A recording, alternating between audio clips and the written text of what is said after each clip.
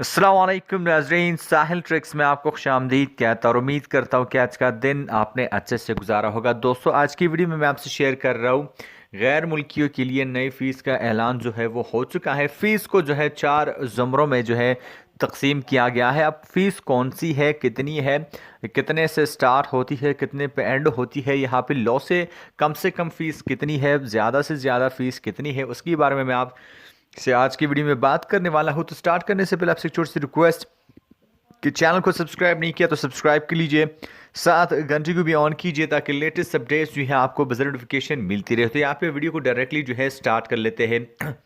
Model public के कायम मकाम चेयरमैन अब्दुर्रहमान ने बताया है कि मोतमरीन और ज़ायरीन के लिए 100 ता 850 रियाल ट्रांसपोर्ट की जो फ़ीस है वो मुकर्रर कर दी गई है। मक्का मुकरमा मदीना मुनव्वरा एयरपोर्ट और ज़ियारतों पर आने जाने के टिकट 100 से 850 रियाल में जारी होंगे। यहाँ पे तवज्जो दिलाई गई है कि ट्रांसपोर्ट फीस 4 जुमरों में तकसीम की गई है। पहले जुमरे की ट्रांसपोर्ट फीस 140 रियाल, दूसरे की 120 रियाल, तीसरे की 100 रियाल और वीआईपी की जो फीस है वो 850 रियाल है। अलमदीना अखबार से बात करते हुए कहा गया है कि पहले ज़ुमरे में 5 मॉडल होंगे।